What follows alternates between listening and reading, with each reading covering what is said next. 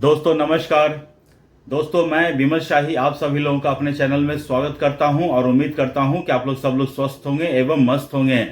सभी राष्ट्रवादियों और सनातनियों से ये निवेदन है कि आप लोग मेरे चैनल को सब्सक्राइब कर लीजिए और वीडियो को लाइक एवं शेयर भी कीजिए। दोस्तों हम लोग बात करने जा रहे हैं मेट्राइज ओपिनियन पोल जो कल उन लोगों ने पब्लिश किया है उसके बारे में हम लोग बात करने जा रहे हैं।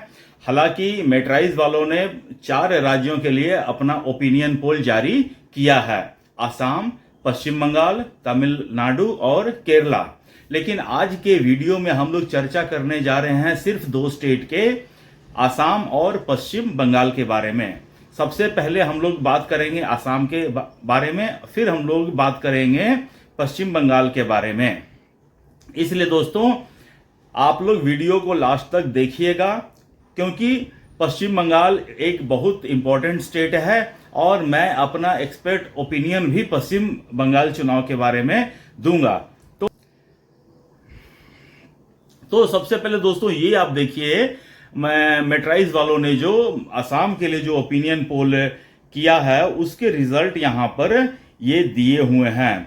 तो मेट्राइज वालों के अनुसार असम में टोटल सीटों की संख्या है 126 और मेट्राइज ओपिनियन पोल के अनुसार पश्चिम असम में भारतीय जनता पार्टी की सरकार बनती हुई दिख रही है। यहां पर भारतीय जनता पार्टी को टोटल 92 से लेकर 102 सीटों तक आ सकती है। हालांकि हेमंत बिस्व शर्मा ने कहा है कि यहां पर हमको 105 से 106 सीट आएंगे और ये जो ओपिनियन पोल है ये हेमंत बिस्व शर्मा की जो टैली है उनको मैच करती हुई दिख रही है। और इसके साथ दोस्तों उन्होंने पूरा का पूरा उसके साथ ही उन्होंने कांग्रेस के बारे में बताया है कि कांग्रेस प्लस जो है वो 22 से 32 सीट जीत सकते हैं और अन्य जो है वो 4 से 7 सीट जीत सकते हैं। तो उन लोगों ने अलग अलग असम के अलग अलग रीजन वाइज उन्होंने ब्रेकअप भी दिया है। तो इसमें सबसे पहला रीजन है बरक अलाई। तो बरक अलाई में टोटल नंबर ऑफ सीट्स हैं 13 है।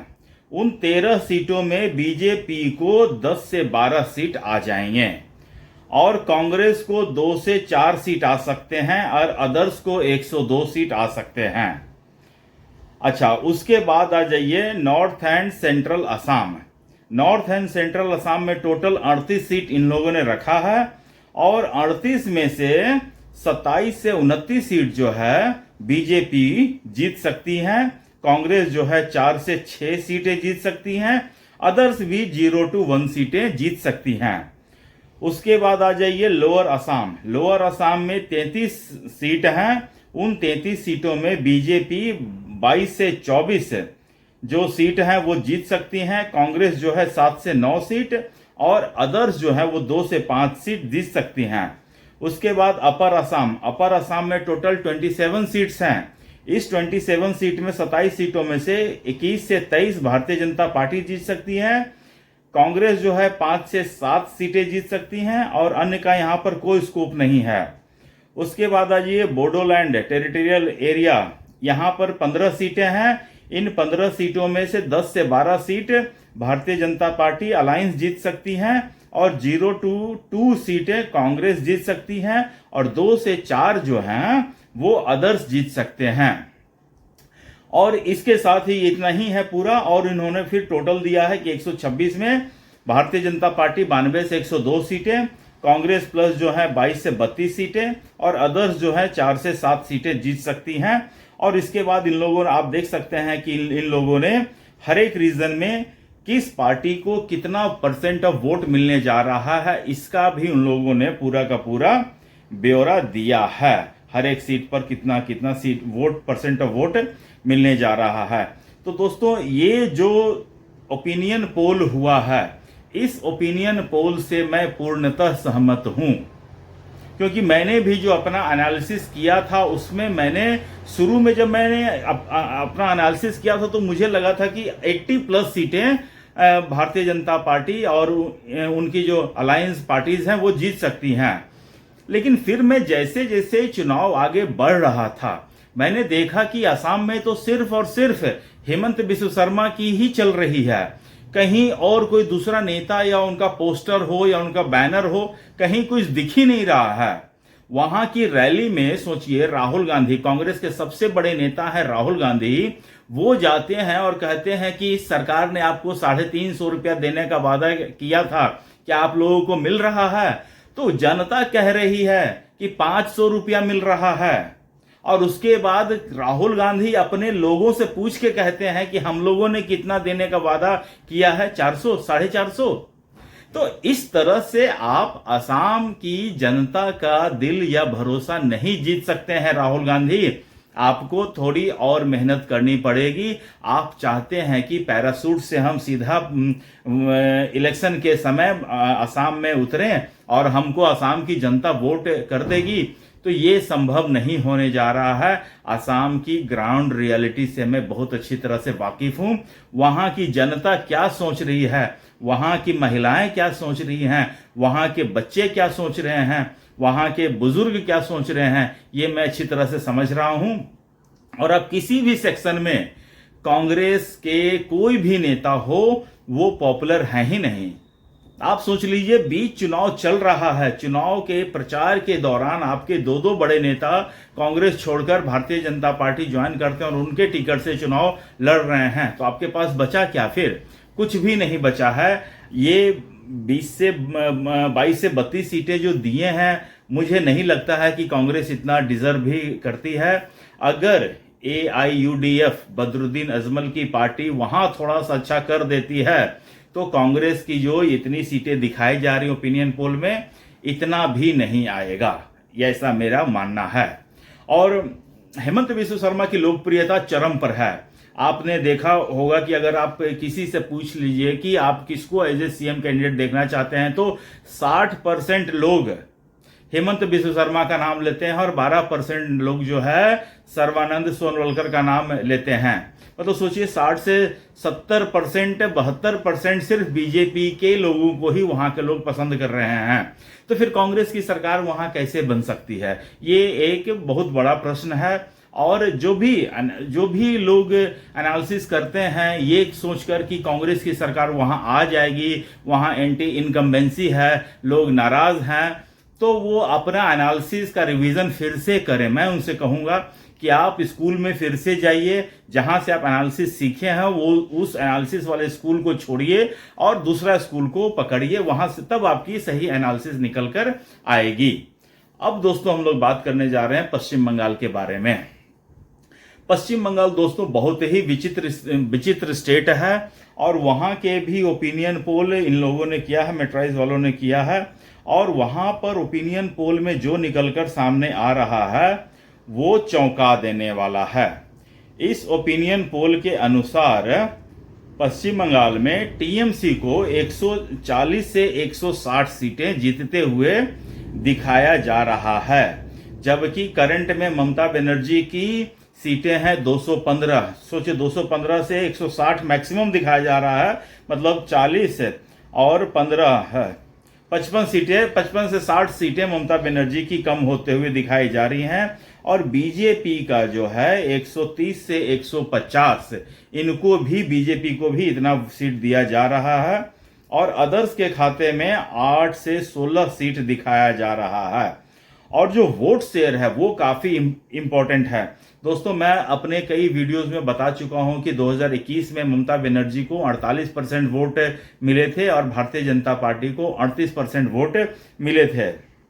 और ये जो मैट्राइज वाला का जो ओपिनियन पोल है, इनके अनुसार टीएमसी को 43% वोट मिल रहे हैं, मतलब 5% सीधा सीधी घट गया। और बीजेपी को 41% वोट मिल रहे हैं और अदर्स को 16% वोट मिल रहे हैं, जबकि पिछले बार अदर्स को इतने वोट भी नहीं थे। तो इसका मतलब ये हुआ कि भारतीय जनता पार्टी 3% अपनी वोट जो बढ़ाए हैं और ममता बनर्जी के 5% वोट कम हुए हैं। लेकिन ममता बनर्जी की जो 5% वोट कम हुए हैं वो मुझे लगता है कि भारतीय जनता पार्टी में आने के बजाय अदर्स में चले गए हैं, मुझे ऐसा लग रहा है। और उसके बाद देखिए, इन लोगों ने भी पूरा रीजन वाइज इन लोगों ने एनालिसिस किया है। तो रीजन वाइज देखिए, सबसे पहले मैं स्टार्ट करूंगा साउथ बंगाल से।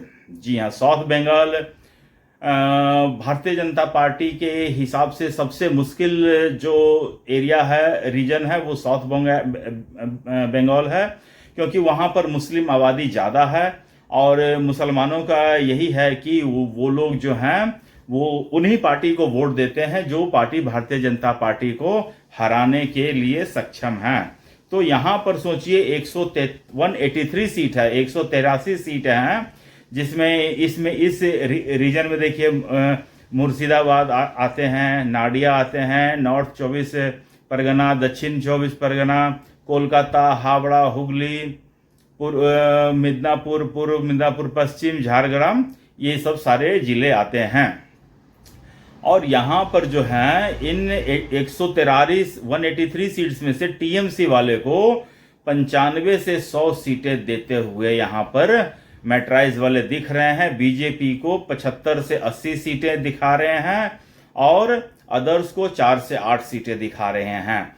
और इस एरिया में अगर आप वोट शेयर देखिएगा तो टीएमसी को 44% वोट मिल रहे हैं, बीजेपी को 37% वोट मिल रहे हैं और अदर्स को 19% वोट मिल रहे हैं। यहाँ पर दोस्तों अब ये देखने वाली बात ये रहेगी कि जो एसआईआर से जितने लोगों के नाम कटे हैं, क्या उसमें ये ऐड है या इसको जोड़ा नहीं गया है। तो मुझे लग रहा है कि एसआईआर से नाम कटने के बाद अभी फाइनल जो एसआईआर के बाद जो वोटर लिस्ट आए हैं उसका तो आज ही हुआ है फाइनल। तो उसमें लगता है ये सारे चीज जोड़े नहीं गए हैं। तो ये जोड़ने के बाद पता चलेगा कि टीएमसी कहाँ स्टैंड करती है और भारतीय जनता पार्टी कहाँ स्टैंड करती है। उसके बाद एक है रार रीजन है। रार रीजन में पुरुलिया है, बांकुरा है, बर्धमान है, पूर्व बर्धमान, पश्चिम बर्धमान और बीरभूम डिस्ट्रिक्ट है। यहाँ पर टोटल 57 सीट है। इस 57 सीटों में ये ममता बनर्जी की पार्टी टीएमसी को 37 से 40 सीट आती हुई दिख रही हैं, बीजेपी को 17 से 20 और अदर्स को 1 से 3 सीट ही दिख रही हैं। तो इस सीट में जो है भारतीय जनता पार्टी बहुत ही कमजोर है। यहाँ पर भारतीय जनता पार्टी को कुछ करना पड़ेगा। उसके बाद आ जाइए नॉर्थ बंगाल में। नॉर्थ बंगाल में टोटल 54 सीट है। इसमें कौन कौन से आते हैं? कूच बिहार आते हैं, अलीपुर द्वार आते हैं, जलपाईगुड़ी आते हैं, दार्जिलिंग आते हैं, दिंजनापुर आते हैं और मालदा आते हैं। तो इसमें जो है 54 सीटों में से आप देख लीजिए कि टीएमसी को 17 से 20 सीटें मिल रही हैं, बीजेपी को 30 से 33 सीटें मिल रही हैं और अदर्स को जो है 2 से 5 सीटें मिल रही हैं। और अगर आप पार्टी वाइज वोट शेयर की बात देखते हैं तो टीएमसी को 40% वोट मिल रहे हैं, बीजेपी को 43%, अदर्स को 17% मिल रहे हैं वोट। तो ये पूरा का पूरा जो उनका प्रोजेक्शन है, जो ओपिनियन पोल है मैट्राइज वाला का, उसका समरी है। अब देखिए दोस्तों, पश्चिम बंगाल में जो है चुनाव बड़ा दिलचस्प होता है। पश्चिम बंगाल में सही से चुनाव हो ही नहीं पाता है। वहां पर ममता बनर्जी ने लोगों को इतना डराया है, धमकाया है। मैंने ममता बनर्जी को अपनी उपलब्धि आज तक एक बार भी कहते हुए नहीं पाया है कि हाँ हमने 15 सालों में ये किया, विकास दर यहाँ पहुंचाया, इतने स्कूल खोले, इतने कॉलेज खोले, इतने फैक्ट्री खोले, इतने कॉरपोरेशन खोले। नहीं, उनका बयान क्या आता है, उनका स्टेटमेंट क्या होता है कि बीजेपी वाले आएंगे तो आपको मांस मछली मुर्गा बंद कर देंगे। बीजेपी वाले अयोध्या से सीआरपीएफ की 200 गाड़ियां भेज रहे हैं जो आपके ऊपर अटैक करेंगे। वहां पर इलेक्शन कमीशन, सुप्रीम कोर्ट, यही सारा चीज चल रहा है। ममता बनर्जी हर वो संभव प्रयास कर रही है कि बंगाल में राष्ट्रपति शासन लग जाए, बंगाल में केंद्र की सरकार उन्हें अरेस्ट कर ले, हर तरह की संभव कोशिश कर रही है। इतना घटिया स्टेटमेंट ममता बनर्जी दे रही है कि अगर कोई आम आदमी ऐसा बोल दे तो अगले ही दिन वो अरेस्ट हो जाएगा। लेकिन सुप्रीम कोर्ट भी आंखें बंद है उसका, केंद्र की सरकार भी आंखें बंद है उसका। कुछ भी नहीं किया जा रहा है, ताकि वो इसलिए सब लोग चुप हैं क्योंकि किसी भी समय पर ममता बनर्जी इस चुनाव को बंगाल अस्मिता और बाहरी अस्मिता से जोड़कर पूरा का पूरा चुनाव अपने डायरेक्शन में कर सकती है।